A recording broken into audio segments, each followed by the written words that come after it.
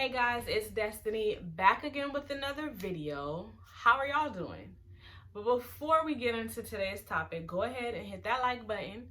Go ahead and subscribe and hit that notification bell so that you can be notified every time that I upload a video. And be sure to comment when the video is over. So how are you all today? Today I wanted to talk about mental health, but before I get into that, it's a different background situation. Okay, I'm still trying to figure out what background that I think is like gonna be my thing, because I don't want it to feel like I'm having a lecture. I don't want to feel like I'm lecturing y'all, because I'm not your professor. I'm not giving a lecture. I'm giving a conversation. This is a topic. We're having a conversation. We're going to be discussing. We're going to be exchanging dialogue in the comments section. I want this to feel like I'm your homegirl. I'm your little sister. I'm your cousin. I'm your next door neighbor. I want it to feel like that. Like we're in a tribe and we're just chopping it up. Like that's what I want it to feel like. So I'm sitting on my bed and I feel like that's what you would do with your homegirl. Come over, not on my bed though, not with your outside clothes. Anyway, but you would come over, sit down, have a little conversation, a little kiki. That's what I want it to feel like. So I'm trying it here and we'll see what it looks like when I'm done. But yeah, I wanted to talk about mental health because I feel like mental health has kind of been like glamorized and romanticized over the past couple of years. People are just like, oh yeah, go to therapy. Oh yeah, self-care, do a bubble bath, paint your nails, get a facial, and you'll be okay. And it's like people that are really dealing with, mental health issues are just like, okay, so that's the cure. Just go to therapy and polish my nails and I'll be good. No. Okay. So I just wanted to talk about it a little bit and talk about it from my perspective. And I want to make it clear, when I talk about certain things, probably most things, I'm talking from my perspective being a single Black mother of 2 boys, heterosexual woman, like, because I know people who are like big on labels and stuff like that. I'm not too big on labels, but I don't want no one to feel excluded, and I don't want no one to think I'm speaking for them. I'm speaking for myself. Here I go, over explaining. That's a trauma response. We're gonna deal with trauma responses another day. But I'm speaking from my perspective. That's the only perspective I can speak from. Black woman, single mother. My experience, okay? So, yeah. Where can I start? I'll start because I've shared it before on my blog, on my social media. It's not really a secret that I was diagnosed with postpartum depression. I wasn't diagnosed after my first son because I didn't know what it was. I didn't know what I was feeling. I didn't know what was going on. My sister actually noticed and she identified what it was. I had not a clue. With my second son, again, my sister noticed and identified what it was, and that led me to, open up to my OB and talk to her about it. So I was thankful that I was able to breastfeed my youngest son for till he was like 25, 26 months, because that's when your estrogen levels come down, and that helps with the whole postpartum depression. So I was able to do that, but I was still battling with it within those 2 years. And even now, I don't know if it would be classified as postpartum depression or just depression and anxiety, because I'm not a doctor, but I'm saying from my experience, again, I don't feel the way, or I didn't feel the way that I did when I was battling the postpartum depression. It wasn't really linked, but it kind of was. It's difficult. It's a lot. So I'll start from this past 8 days, 8 to 9, maybe 10 days have been extremely rough for me mentally and emotionally. I don't know what the heck the stars and the planets are doing, and I'm not putting it on them. It's just a lot. Oh my God. The whole reason for me mentioning breastfeeding for 2 years and the estrogen levels, because of the chemical imbalance. That's essentially what these mental illnesses, consist of, is a chemical imbalance. And so when your estrogen levels are high and crazy and through the roof, you're more likely to have those conditions. But when they're brought down, not saying that you won't have them, but at least your chemicals are coming down and coming to a balance, but it can still be an imbalance. That's why you should breastfeed if you can for at least 2 years of having a baby. But so that was the purpose of me saying that. Oh boy. But yeah, the past 10 days have been extremely rough for me, extremely dark. Honey, dark. I can't emphasize dark enough, okay? It was really bad. And for me, because I wanted to call out of work, even though I work from home, so I feel like it's kind of not good to do that, which whatever. So I was just pushing through each day, just pushing through, giving my kids just enough, that they weren't worried and concerned or going without anything. But internally, I was like screaming all the time. I would cry at least 2 to 3 times a day for 10 days. I did my best to try to hide it from the kids. So I know a few days, my oldest was like, Mom, are you okay? You don't really seem that happy. And I was, oh yeah, I'm fine.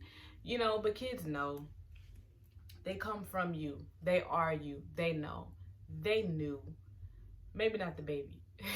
Maybe the baby didn't care, because he is a no-limit soldier. But the oldest, he definitely is so aware.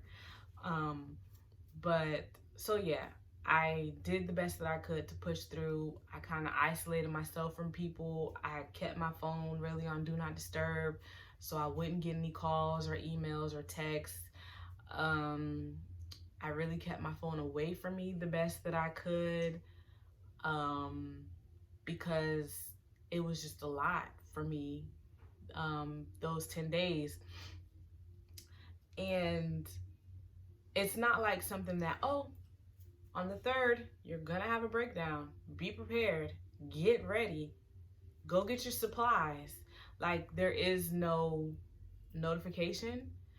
And I kind of think like that's what people on the internet, when they're like, oh, mental health, oh, self-care, just do some self-care and you'll be okay. You can't schedule when you're gonna have a breakdown. You know what I mean? You can't schedule when depression is busting down your door, when anxiety is breathing down your neck. You can't schedule that. At least I can't. When it comes to my depression, there are no like triggers. Like, there are some things, like if I dwell too much, okay, I'm gonna be depressed. So I stay away from that. I'm like, not gonna indulge in that. Not even entertain it, because I know where it could go. But like the past 10 days, none of that.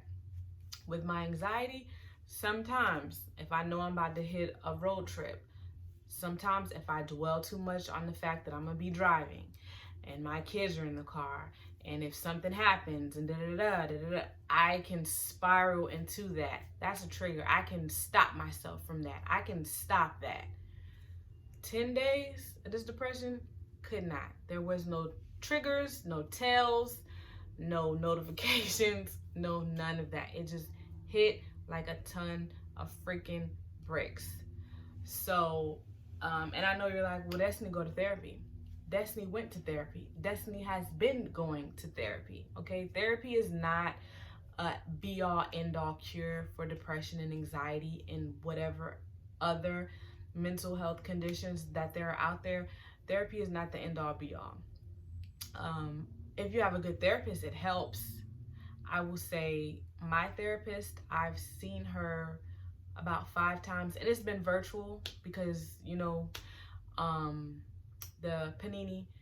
So we've been doing virtual sessions, and these are how the sessions go. Okay. We'll schedule the day, the time, whatever. I'll get the link to go onto the Zoom call or whatever, and she'll be like, "Hey, how you doing?" I'm like, "Hey, how are you doing?" "Okay, we're gonna go ahead and start." It's like, "So tell me what's been going on." I tell her what's going on. She's like, "Oh, wow. Wow, yeah. That's a lot." Okay, so we have 10 minutes left. What card are you gonna be paying with? And I'm like, so that's it? I don't get no coping skills, coping mechanisms. I don't get no acknowledgement of, oh, okay, I see how this and that can make you feel that way, and seeing it from that perspective. I don't get a different perspective. I don't get no tools. I don't get anything.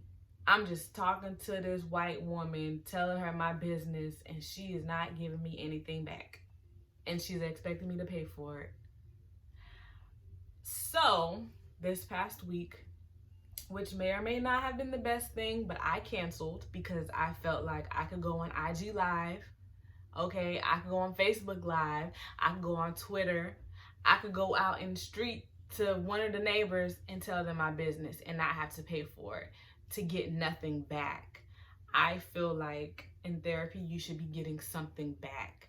I feel like, yes, they're there not to necessarily fix your issues, but they're there to walk you through your issues, talk you through your issues, help you realize how and why or what something could be. And I didn't feel like I was getting any of that. And I've given this woman 5 weeks broken up of my life and my money, okay?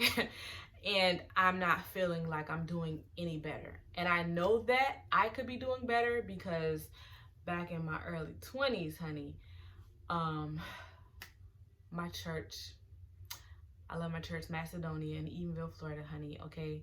But there was a woman there, she was a therapist, and she was my therapist. And she really gave me tools. She gave me exercises. She gave me different perspectives. She gave me seeing it from a different perspective. She gave me tools that I needed to be able to get through the things that I was going through back then. And I was going through a hell of a lot. Okay. It was a lot. So I know that therapists can give you more and can help you more and can do more. And so that's why I was like, I'm not going to continue with this woman because I feel like she's kind of playing with me. And I'm not to be played with, neither is my money. So I canceled, and I probably won't be going back to her. But when you have a mental health condition, or if you're not feeling your greatest mentally and emotionally, and you do feel like you want to seek a therapist or counseling or psychotherapy or any of those things, I think it's kind of like trial and error. You want to research, and I do this with my doctors, anybody that I'm going to go see, I research them heavily. And maybe because I'm in the healthcare field, it's like, I have my options. Now let me see who's the best for me. But you want to do that still. You want to look in your area, look for the type of therapist that you want to be seen. If you want to be paired with a woman, if you want to be paired with a black woman, a white woman, an Asian woman, whatever the case may be, you look it up and you see what your options are for your health insurance in your area, whatever. You read their information, you see if you feel like they're going to be a fit for you, and then you give them a chance and you try it. But I don't think that you should stay with a therapist just for the fact of having a therapist. There's millions of them out there. Find one that fits with you. I don't believe in wasting money or time. And honey, I'm not finna waste my money or my time with somebody that is not giving me what I'm supposed to be getting. You know what I'm saying? So yeah, just a little tip. And then with the self-care thing, again, that's something that people are glamorizing as bubble baths and polished toenails and manicures and face mask, and it's so much more than that.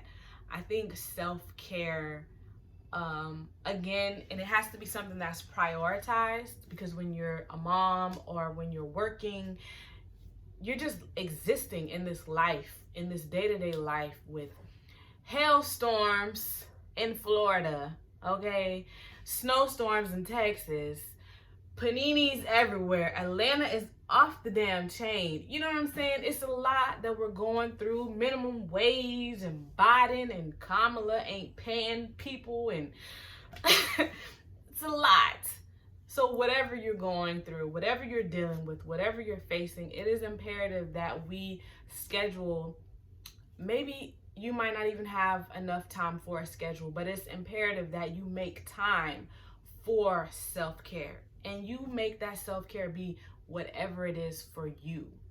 Even if it's daily, 15 minutes a day, 15 extra minutes in the shower, 15 extra minutes to breathe, to do yoga, to stretch, to write in your journal, to sit outside in the sun, to drink your favorite drink, to eat your favorite, you like whatever self-care is for you. Do not let the internet and these people and these gurus make you feel like you're not doing it right, or that what you're doing isn't self-care because it doesn't look like what they're doing. That's self-care is for you.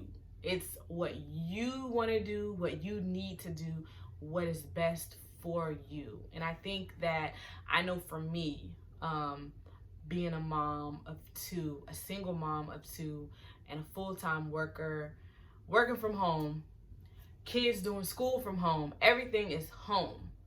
You feel me? It's like, oh, I don't work at home, I live with work. We don't do school from home, we live with school. You feel what I'm saying? Like, it's all here.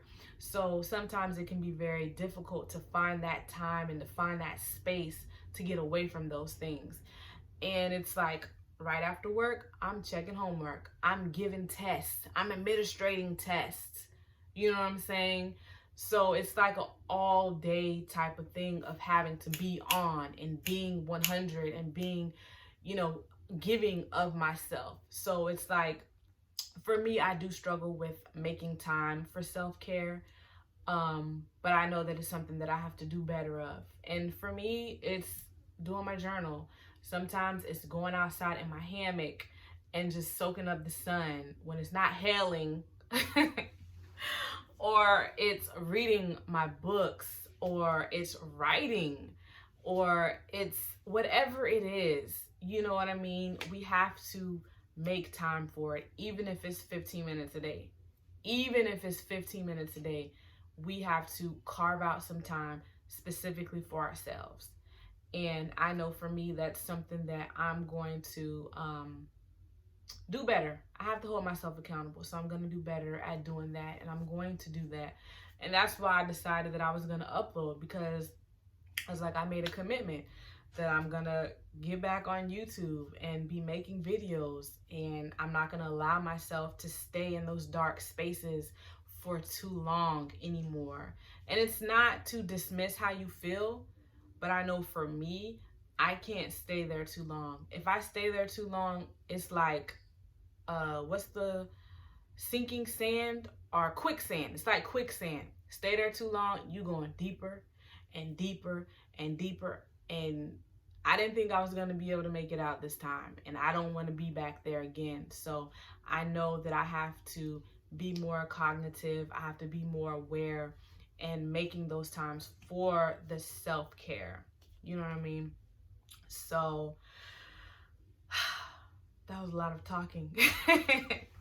So is mental health or finding time for yourself, self-care, are those things that you have issues with? Is this something that you're dealing with? How are you dealing with your mental health, your emotional health, your physical health? How are you making time for yourself? How are you being cognitive and aware of what you need during this time? Like, we're living in a crazy time, and I know that people have said that before, but it's crazy. So how are y'all handling it? How are you doing? How are you feeling? Truly, honestly. You know, we ask people, hey, how you doing? We don't expect for them to tell us the truth. We expect for them to say, good, okay, blessed and highly favored, honey. No, but how are you really doing? Like, let me know in the comment section how you're doing. Y'all see how I'm doing. I'm doing better than I was a couple days ago. I'm telling you. Today was a better day, and I know they're just gonna go up from here. I just have to do my maintenance. I have to be aware, stay journaling. That's really my thing. And I miss some days because when I'm down like that, I don't want to journal. But those are the times when I need to. So let me know, what are some tips that y'all have figured out that have worked for you during your times of darkness? Yeah. Leave a comment in the comment section. Let me know how you're doing. Hit the thumbs up if you like this video. If you like this type of content, if you have suggestions for something else that we could talk about, that we can discuss, let me know what you are kind of interested in hearing about, talking about. So yeah, if you love someone, tell them I love you. Bye.